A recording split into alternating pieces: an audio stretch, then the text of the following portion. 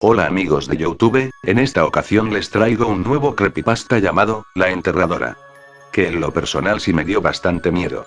Espero y lo disfruten. Fue en agosto de 1997, cuando nos casamos y decidimos que nos teníamos que mudar de la casa de mis padres. Todavía Mariana, mi esposa, estaba embarazada de Camila, así que un lunes me tomé el día en el trabajo y salimos a ver casas. Era difícil elegir, ya que las casas grandes eran caras y las que podíamos comprar eran demasiado pequeñas. Pasamos por varios barrios, hasta que llegamos a Belgrano. Allí había una casa que estaba a la venta, y que era medianamente accesible, teniendo en cuenta que era una casa estilo colonial, pero estaba muy bien cuidada a pesar de eso.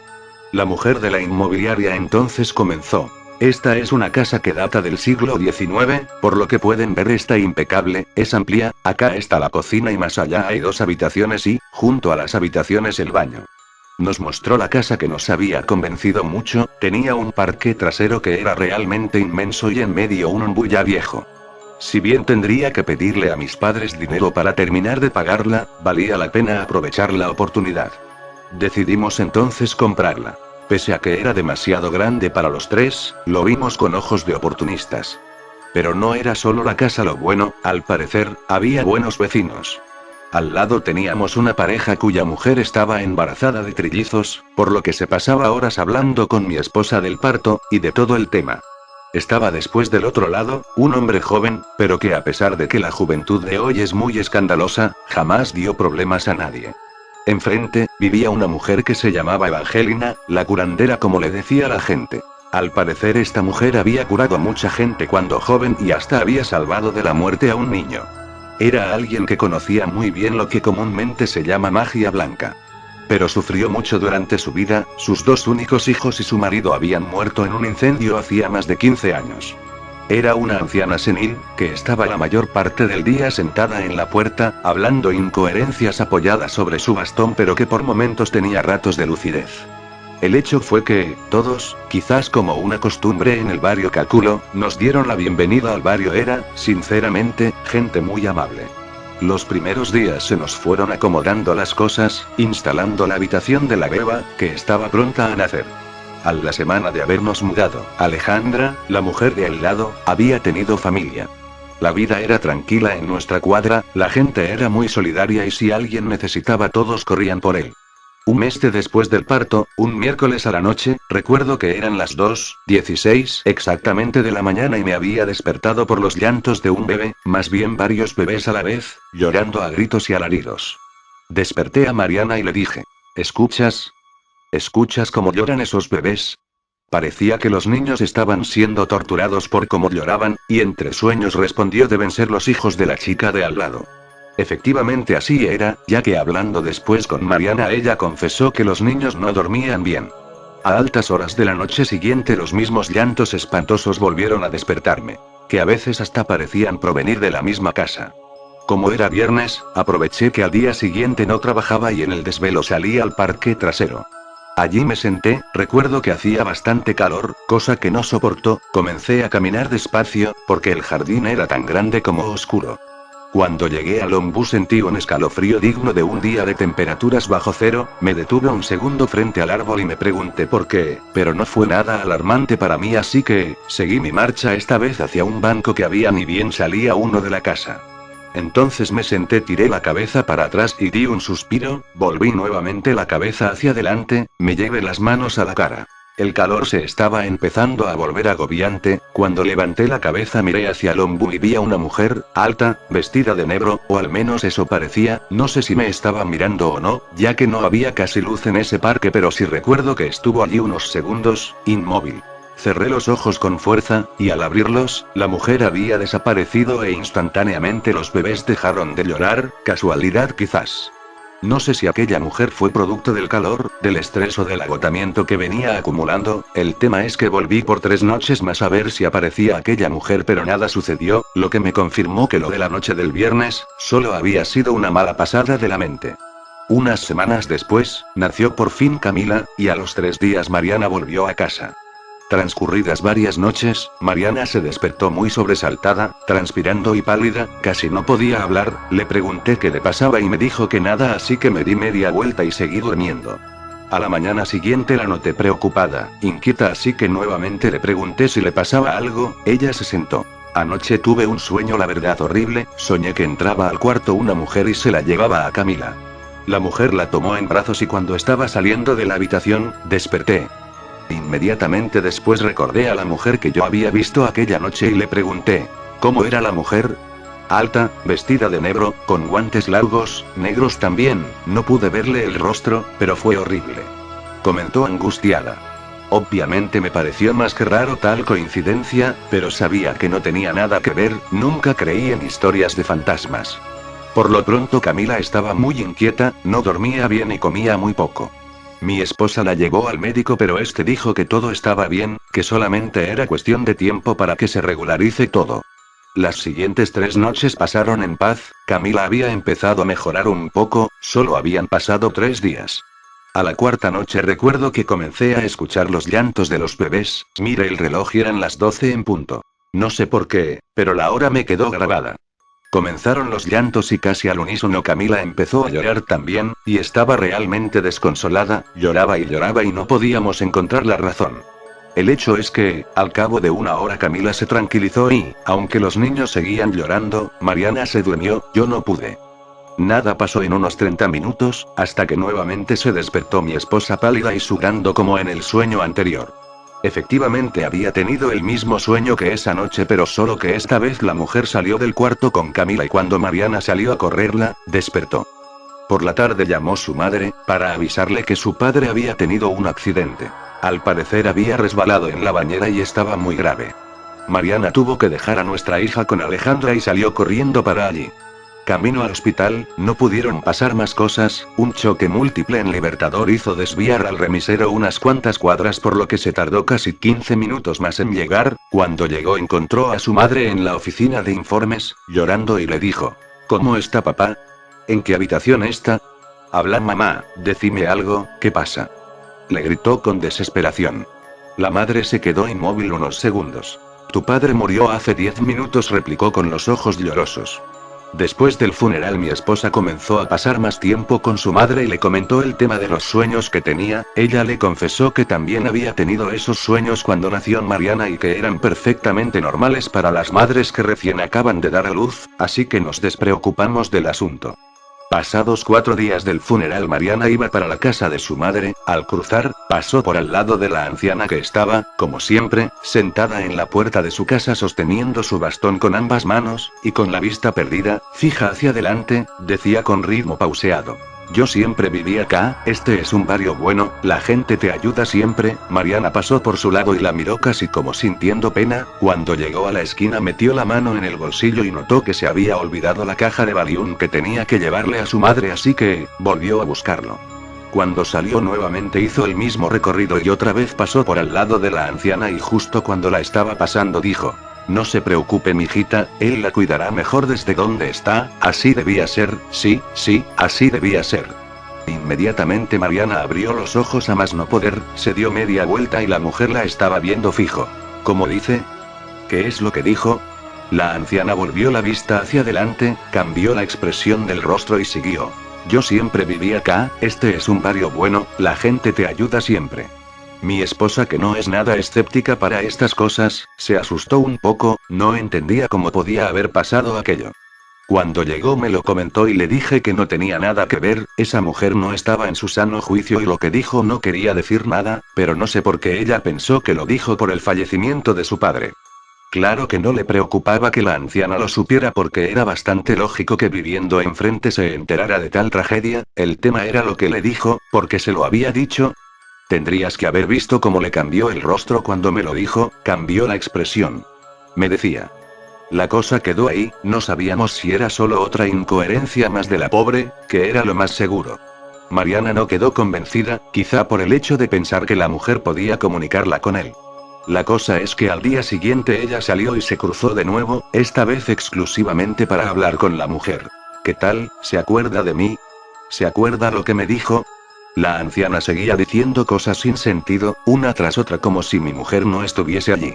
Quiero un caramelo de miel, siempre me gustaron los caramelos de miel, denme uno por favor. Mariana obvió las palabras de la mujer y siguió. ¿Usted por qué lo dijo? ¿Hay algo que yo tenga que saber? Mi padre murió hace 2 semanas, ¿sabía? La anciana jamás contestó sino que seguía pidiendo caramelos de miel, como le era costumbre. Mi esposa la dejó y volvió a casa llorando. Esa misma noche nos acostamos temprano, y como era costumbre Mariana volvió a soñar, pero esta vez no era la mujer de negro, sino que ella estaba en el parque de atrás, miró hacia atrás y volvió la mirada hacia adelante, cuando lo hizo estaba su padre casi junto a la pared que daba a la casa de Alejandra, quieto, casi petrificado hasta que, levantó el brazo izquierdo y le señaló el viejo hindú. El sueño era muy misterioso, ella estaba convencida que era un aviso, una señal, de que... No sabíamos. Traté de calmarla, y de decirle que no había explicación lógica para pensar que aquello era una señal. Los días pasaron y la psicosis llegó a que me dijera que quería hablarlo con su tía, que era parapsicóloga. Me negué rotundamente, las cosas estaban yendo demasiado lejos ya, dormía poco y se la pasaba diciendo que su padre quería decirle algo. Cuando pensé que los sueños de la mujer alta se habían esfumado, nuevamente, la noche siguiente soñó con ella. Esta vez la mujer bajó hasta la mitad de las escaleras. No entiendo para qué me contaba esos detalles irrelevantes, que tenía que ver si la mujer salió, bajó o se quedó arriba, si todo era producto de su imaginación. El tema es que con ese ya eran 3 las veces que soñaba con esa mujer, la cosa se estaba poniendo preocupante. Decidí que lo mejor era que viera a un psicólogo, la muerte del padre la había puesto muy histérica. Cuando se lo dije se puso peor, como si la estuviese tratando de loca, así que para no ponerla peor, opté por olvidarlo de la terapia. Al otro día, salió a hacer unas compras, cuando volvía pasó por la casa donde estaba la anciana sentada y seguía, por supuesto, diciendo cosas sin sentido. Cuando estaba exactamente a su lado la anciana la tomó del brazo con fuerza, abrió los ojos de par en par y entre dientes y con voz ronca y grave le dijo: «Ella nunca los quiso, Mariana, nunca los quiso». Por supuesto esto fue más que demasiado para mi esposa, que sin más, cayó desmayada en ese preciso momento. La gente no supo qué hacer, así que llamaron una ambulancia. Cuando llegué a casa me encontré con lo que había pasado, y salí al hospital. Obviamente no había sido más que un desmayo, pero estaba muy débil cuando la vi. Me dijo que la mujer de enfrente la había tomado del brazo y me repitió sus palabras. Juró y juró que no era la anciana, que era la voz de su padre. Yo ya no sabía qué hacer, no podía manejarlo, la histeria me estaba atacando a mí también. ¿Cómo podía ser tan crédula? Entiendo que la muerte de su padre la afectara, pero esto ya era demasiado. Esa noche, algo que pasó me movió el piso a mí, y tuve que aceptar que algo raro estaba pasando. Mariana se acostó rendida y se durmió enseguida, raro en ella últimamente, pero siempre que se acostaba y se dormía enseguida, soñaba con la mujer aquella. Y efectivamente así fue, solo que esta vez, mi esposa la corrió hasta alcanzarla con Camila en brazos y cuando la alcanzó, solo atinó a tomarla del brazo y la mujer dejó caer un anillo que llevaba puesto, al final de las escaleras. Cuando nos levantamos, ella salió primero de la habitación, le dije que se fijara la ropa afuera que se estaba secando y no contestó, volví a repetirle y no tuve respuesta hasta que salí y al bajar las escaleras estaba allí petrificada, dura, le pregunté qué le pasaba y no me contestaba. Cuando la alcancé vi, en el piso, un anillo, es el anillo que llevaba la mujer de negro. Dijo. Yo no podía creer lo que estaba viendo, es que de hecho el anillo no era de ninguno de los dos y no había forma de que haya llegado allí por sí solo. Era una alianza, con un grabado muy sofisticado, gruesa, parecía valer una fortuna. Enseguida tomé el anillo y le dije que mañana iríamos a visitar a su tía a ver si sacábamos algo en limpio. Recuerdo que ese día Alejandra había viajado a San Luis a visitar a unos parientes y nos había pedido si de cuando en cuando podíamos ir a ver que todo esté bien en la casa. Por supuesto, aceptamos. Llegó la noche y habíamos acordado que yo me quedaría de guardia y si Mariana volvía a soñar otra vez con la mujer, la despertaría de inmediato. Cuando se durmió yo seguía pensando, como lo hice durante todo el día, en ese anillo. Parecía tener algo extraño, casi macabro, seguramente era pura sugestión mía, pero el hecho era que así me parecía y el no saber a qué nos estábamos enfrentando, si es que a algo nos enfrentábamos, me aterraba. Esa misma noche recuerdo que mientras las horas pasaban y yo luchaba para no quedarme dormido comencé a escuchar nuevamente a los bebés llorando. Claro que se me puso la piel de gallina, más cuando me volví hacia el reloj y vi las 12 en punto. Si Alejandra se había ido, no había forma de que se escucharan esos llantos, salvo que no provinieran de su casa. Bajé, agarré la llave de su casa y fui a ver, no podía ser posible. Entré, revisé cuarto por cuarto, la cocina e incluso el baño, pero no había nadie. Recordé de un flash, la razón por la cual estaba despierto a esa hora, y corrí a casa. Llegué, abrí la puerta con violencia casi, y corrí arriba. Cuando abrí la puerta del dormitorio ella estaba aún dormida. A eso de las 2, cuando menos lo imaginé, comenzó a soñar, se movía de un lado al otro, pataleaba, la zamarreé con fuerza pero nada pasaba, parecía estar en trance. Nuevamente la zamarreé pero esta vez le grité, nada. Finalmente después de unos segundos se despertó sola, junto con Camila. Lo que no me cerraba, quizás era casualidad, que cuando se despertaba Mariana, casi en conjunto se despertaba Camila. ¿Por qué? No lo sé, pero ya menos margen le dejaba a la idea de que las cosas que pasaban sean casualidades. A la mañana, por supuesto, fuimos a primera hora a ver a Ana, la tía de mi mujer, obviamente con el anillo. Salimos a las 8 de la mañana sabiendo que con suerte, llegaríamos a las 9:30, vivía en José C. Paz. Primero fue el colectivo, no solo tardó años en venir, sino que cuando subimos, a los 20 minutos pinchó y tuvimos que bajarnos a esperar el de atrás. Llegó el colectivo después de media hora. Cuando llegamos a la estación de tren, el hombre de la boletería nos dijo que teníamos que esperar, que había un problema con la locomotora y que era cuestión de minutos y el tren saldría. El tren se demoró 45 minutos, por reloj controlados. Subimos al tren y en mitad del trayecto, casi en la estación del Palomar, se cruzó un auto en medio de las vías, el maquinista frenó a más no poder y el tren se descarriló. Atiné a abrazarlas fuerte a las 2, y esperar que nada pasara. Bueno, nada pasó, por milagro, no sé qué, estaban bien las dos. Yo terminé golpeándome fuerte la cabeza con la puerta que daba al vagón siguiente, tanto que hasta sangraba, no mucho, pero sangraba. Mariana estaba en el mismo asiento en el que se había sentado cuando salimos de retiro, pero sin rasguños, no le había pasado nada, ni siquiera había caído al pasillo. Salimos como pudimos del tren y cuando nos bajamos, desde adentro, esta vez ambos lo vimos, el padre de Mariana estaba allí, en el asiento que yo estaba, al lado de Mariana, nos saludó y desapareció. Después de la locura, fuimos a una remisería. Finalmente llegamos, a las 11 menos 10, a la casa de Ana. Nos hizo pasar, lo raro fue que no nos preguntó qué había pasado, sino que directamente nos sentamos y nos pidió que le contáramos, con lujo de detalles, qué es lo que estaba pasando. Empezamos por contarle lo de los llantos de los bebés, que hasta ayer creíamos que eran los hijos de una vecina, y me dijo: «Decime, ¿te acordás a qué hora empezaban y a qué hora terminaban?». Le dije que empezaban siempre a las 12 de la noche, todos los días desde que llegamos casi, y que terminaban cuando Mariana se despertaba o cuando llegaba la mañana. Le contamos también lo que había pasado con la anciana y los sueños de Mariana.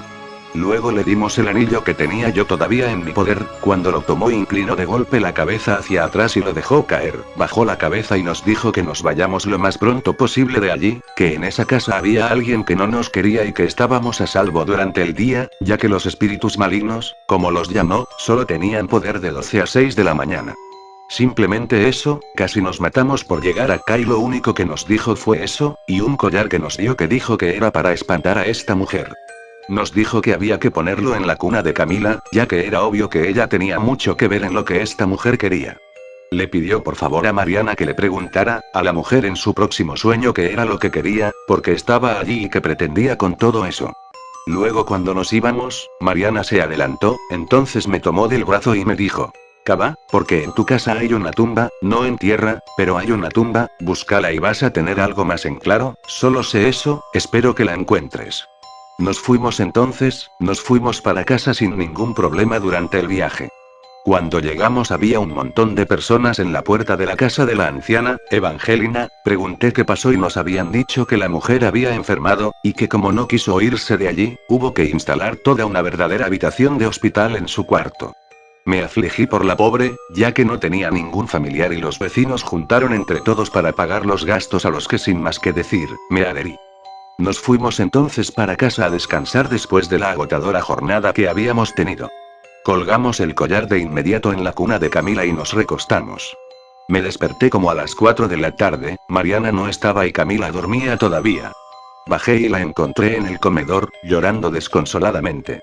«¿Qué pasó?», le dije, «¿cuándo va a terminar todo esto?». Tengo mucho miedo de no saber qué pasa. Yo también, pero confío en que todo va a salir bien, tu padre nos está cuidando. Le dije. Mariana después, se fue a la casa de la madre y le dije que se quedara de dormir allí, que sería mejor. No fue mejor la oportunidad para empezar a cavar y ver qué era lo que encontraba. Ya que me había dicho que en la tierra no estaba, descarté la pala y tomé un pico, pero no sabía por dónde empezar, así que me senté primero a tomar algo, miraba cada rincón de la casa a ver cuál de todos podía ser una tumba y, sinceramente, todos los rincones de la casa lo parecían. Cuando estaba a punto de empezar a cavar a la marchanta, comenzaron los llantos, me di vuelta y quise tratar de fijarme a ver de dónde venían, ya que lo más probable era que la tumba estuviese allí. Empecé a caminar por el comedor y al salir al patio de atrás los llantos eran más tenues, por lo que volví de inmediato para adentro, caminé hacia la puerta y parecía que se los escuchaba más, salí, di la vuelta al jardín y del lado de afuera de la casa pude localizar que se escuchaban por la parte media de la casa. Cuando entré para clavar el pico donde se escuchaban más claramente, vi la mujer otra vez, parada en la puerta que daba al patio trasero señalándome con el dedo, como si estuviese haciendo algo que no le gustaba y de hecho, me juego que así era. Le pregunté quién era, qué quería y qué pretendía, la mujer seguía allí, bajo el brazo y dejó de señalarme y se desvaneció. Al instante dejaron de llorar los bebés, no me pude guiar más pero, tenía más o menos idea de dónde estaba seguro provenían. Así que con pico en mano empecé a romper la pared, cavé y estuve casi 2 horas haciendo un agujero en el que cabían fácil, 5 tipos parados. Nada había hasta que miré con atención a uno de los extremos del agujero, y vi la punta de lo que parecía ser una manta, rompí con fuerza esa parte y, cuando abrí la manta en efecto, había dentro lo que parecían ser 5 juegos de esqueletos de niños de no más de 3 meses con lo que parecían ser cráneos fragmentados. La experiencia fue más que morbosa, pero ahora ya sabía de dónde venían los llantos, pero, ¿cómo llegaron allí esos huesos? ¿Qué ser humano con mente perturbada podía haber llevado a cabo este acto tan macabro? El tema era ahora, esconder los huesos y explicarle a Mariana tal agujero en la pared que aparentemente no tenía motivo alguno. La mantuve lo más posible en la casa de su madre, hasta que, finalmente por la tarde mi esposa volvió a casa. Lucía más animada, la noche lejos de acá parecía haberle hecho bien, hasta se mostraba optimista. Cuando vio semejante buraco en la pared obviamente me preguntó qué había pasado y le tuve que decir que pensaba instalar una ventana allí. Realmente una excusa más que ridícula, pero el hecho de que la pared en ese estado no tuviera otra explicación lógica, le hizo creer de inmediato lo que le había dicho. Llegó, nuevamente la noche, la última que pasaríamos en esa casa. Camila se durmió casi de inmediato, luego siguió Mariana y, como era costumbre últimamente, yo me quedé despierto. Alrededor de las 11:30 de la noche escuché el timbre.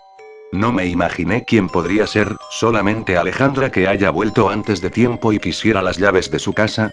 El hecho es que bajé intrigado ya, pues en otro momento no me hubiese preocupado el tema, pregunté quién era y dijeron. Soy Claudio, el vecino, disculpe que lo moleste a esta hora, pero doña Evangelina ha estado insistiendo desde hace ya rato que quiere hablar con usted, no sé, supongo que quizás usted sepa de qué se trata. En ese momento las piernas se me aflojaron casi al punto de caerme ahora que... Si me llamaba esa mujer seguro algo raro era, algo que tenía que ver con el padre de Mariana o peor, con la mujer de negro. Me puse lo primero que tenía a mano, y salí. Llegué y en la casa solo estaban Claudio y la enfermera que estaba cuidando de la pobre viejecita. Era un cuarto con muebles muy antiguos, no muy acogedor que digamos, había bastante humedad en las paredes y olía de viejo, que me perdone la pobre anciana, pero así era. La mujer, aunque estaba más débil que de costumbre, parecía haber recobrado la cordura de golpe y me invitó a sentarme. Me preguntó por mi esposa y le dije que estaba bien ahora, pero había estado algo perturbada, no sé por qué, pero hablaba con la anciana como si ella ya supiese todo, y que de hecho lo sabía. Yo igualmente le conté no sé por qué de los sueños que Mariana había tenido y ella me dijo que, en 1946 había vivido en la casa donde nosotros vivíamos, una mujer que se llamaba Antonia Cervello, que estaba casada y que trabajaba en la funeraria del marido y siempre estaba vestida de negro, era muy morbosa. Me contó que el marido era un hombre muy bueno, pero bravo cuando se enojaba, y ella era muy odiosa, nadie en el barrio la quería. La enterradora le decíamos. Contaba. Una vez quedó embarazada de quintrillizos y siempre repudió y maldijo cuanta vez pudo por esos niños, ella odiaba a los niños y decía que no quería tener ni uno en la casa, tanto que intentó 1000 formas de perderlos pero, no pudo. Una noche estaba en casa, por supuesto ya había dejado de trabajar con el marido y los niños lloraban, lloraban y lloraban desconsoladamente, ella trató de dormirlos por varias horas y los chicos no dejaban de llorar, entonces harta de escucharlos, bajó a la cocina, tomó un martillo que tenía su esposo en la caja de herramientas, subió y les aplastó el cráneo, uno por uno. Cuando el marido llegó vio tal acto de salvajismo de su esposa y se volvió loco, tanto que hizo ver que se había calmado y, cuando ella estaba juntando los escombros que habían quedado de sus hijos, vino por detrás con un cuchillo y le cortó la garganta, de oreja a oreja. Luego, como buen funerario que era, envolvió a los niños en una manta e hizo una tumba en la pared. Decía que el suelo de su casa estaba maldito, siempre lo decía, y los puso allí. Después levantó el cadáver de la mujer y lo enterró junto al ombú que estaba en el patio trasero y cuando terminó el trabajo, se suicidó. Me dijo que la única manera de que dejara de aparecer era que la desenterrara, y le dé sepultura cristiana en un cementerio.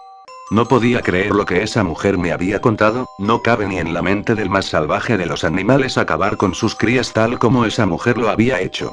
Habrá estado unos 30 minutos fácilmente hablándome de aquella macabra mujer y cuando terminó de hacerlo se retorció de tal forma que creí que le había llegado la hora, entró la enfermera, la revisó y la mujer dijo ya está mija ya está, ya estoy bien, salga por favor que necesito hablar con este hombre.